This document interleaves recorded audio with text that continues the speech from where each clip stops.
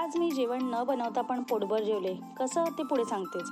पण त्याआधी मी माझ्या मैत्रिणीच्या शॉपमध्ये आलेली काहीतरी घेण्यासाठी ते पार्सल घेतलं आणि तिला बाय करून मी माझ्या मम्मीच्या घरी निघाले. मम्मीनी येताना बटाटे आणि शेकटाच्या शेंगा आणायला सांगितलेल्या.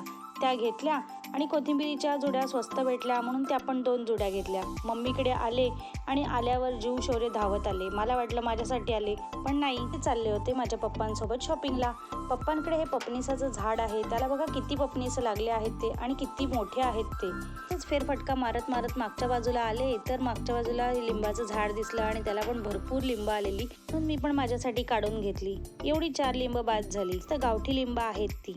पप्पांनी पण त्यातलं एक पपनीस कापलेलं, ते पण मस्त आंबट गोड होतं. ते खाल्लं आणि निवांत येऊन झोपाळ्यावर बसले. त्यातूनच रिमझिम पाऊस सुरू झालेला, त्याच्यामुळे मस्त वातावरण गार झालेलं. त्यातूनच मस्त कालवणाचा वास येत होता, म्हणून आणखीन भूक लागली. त्यातच माझं लक्ष गेलं ह्या स्नेक प्लांटकडे. किती छान वाटत होतं. मम्मीला विचारलं कुठून आणलं. मम्मी बोलली शेजारच्या काकांनी दिलं. म्हणून मग त्यांच्याकडे मी परत गेली तर त्यांच्याकडे तर भरपूरच स्नेक प्लांट होते आणि मला असं बॉर्डरवालं स्नेक प्लांट कधीपासून घ्यायचं होतं आणि लकीली ते आज मला भेटलेलं.